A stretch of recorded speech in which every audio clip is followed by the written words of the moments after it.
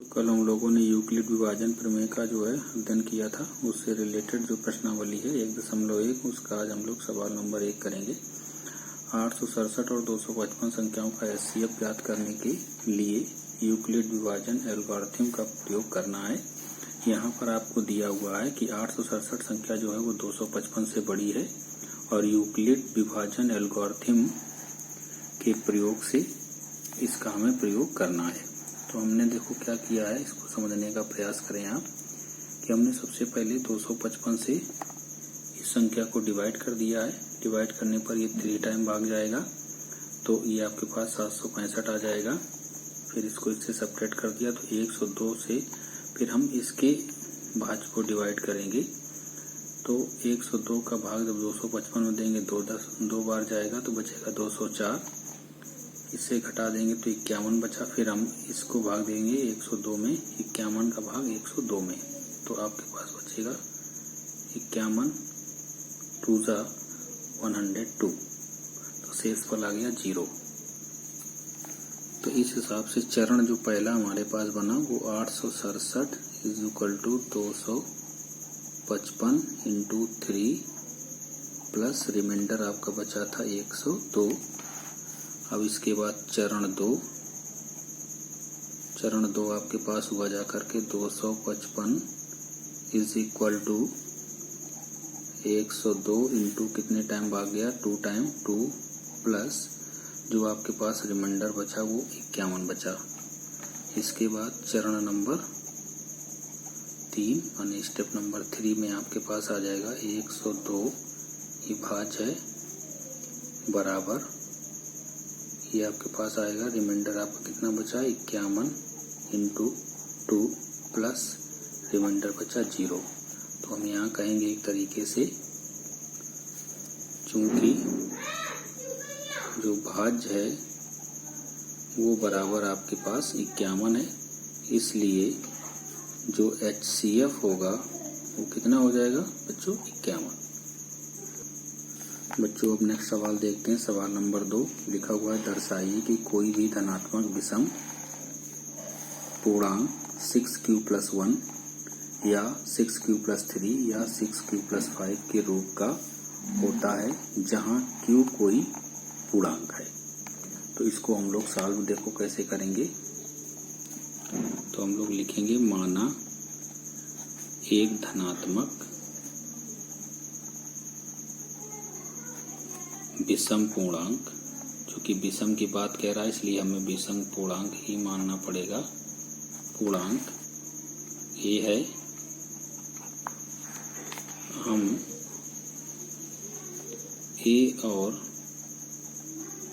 ये तो हमारे पास विषम पूर्णांक है, बी को हम मान लेंगे 6 के बराबर। 6 ये क्या है, ये संभावित शेषफल है। माने शेषफल जो बच सकता है संभावित वो आपके पास बचेगा 0 1 2 3 4 एंड 5। इसके अलावा कोई भी शेषफल नहीं बचेगा। तो हम कह सकते हैं चूंकि जो रिमाइंडर है हमारे पास या तो 5 होगा या 0 और 0 से बड़ा होगा, 6 होगा। ठीक है, चूंकि यहाँ पे देखिए 6 हो रहे हैं, 1 2 3 4 5 और 6। तो इसको हमें देखते हुए इसलिए हम कह सकते हैं कि जो शेषफल है शेषफल वो 0 1 2 3 4 5 होंगे। अर्थात हम कहेंगे कि माना वह जो धनात्मक विषम पूर्णांक था हमारे पास वो ए संख्याओं 6q 6q+1 6q+2 6q+3 6q+4 6q+5 के रूप का हो सकता है। कारण या तो 0 शेषफल 0 होगा या 1 होगा या 2 होगा या 3 होगा या 4 होगा या 5 होगा जब हम किसी को 6 से डिवाइड करते। चूंकि सवाल में ये चीज 6 दी थी 6q+1, अगर यहाँ 9 होता तो ये आपके पास 9 चलता और 10 होता तो 10 चलता। ठीक है, यहाँ पर 6 है इसलिए 6 से ही हमें इसको देखना है। चूंकि जो a है वो एक विषम पूर्णांक है, एक विषम पूर्णांक है,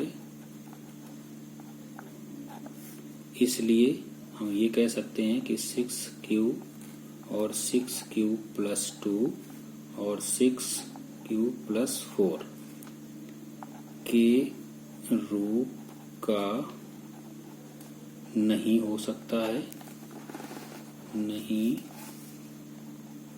हो सकता है। कारण इसका ये है कि किसी भी संख्या में अगर हम 6 से मल्टीप्लाई करेंगे तो वो संख्या हमारे पास सम हो जाएगी, और अगर उसमें 2 जोड़ देंगे तो भी सम होगी और 4 जोड़ देंगे तो भी आपकी सम होगी। इसलिए चूंकि हमने विषम पूर्णांक माना हुआ था तो ये विषम पूर्णांक में इस टाइप के माने इस रूप का नहीं हो सकता है। इसलिए कोई भी जो धनात्मक विषम पूर्णांक 6q प्लस 1, 6q प्लस 3 या 6q प्लस 5 के रूप का होगा, भाई। इसलिए चूंकि इसमें अगर हम ये 6 से किसी में मल्टीप्लाई करेंगे किसी संख्या में तो ये सम संख्या हो जाएगी, और सम में अगर हम जोड़ेंगे 1 तो ये भी सम हो जाएगी। इसी तरीके से यहाँ पर अगर ये हमारे पास q कोई संख्या है उसमें 6 से मल्टीप्लाई कर देंगे तो वो हमारे पास जो है सम बन जाएगी। उस सम में अगर हम 3 जोड़ देंगे तो ये विषम बन जाएगी। इसी तरीके से ये भी, इसलिए ये कहा गया है कि विषम पूर्णांक होगा। चूंकि सवाल में उसने कहा था कि दर्शाइए कि कोई भी धनात्मक विषम पूर्णांक 6q प्लस 1 या 6q प्लस 3 या 6q प्लस 5 के रूप का होता है, जहाँ q कोई भी पूर्णांक हम इसको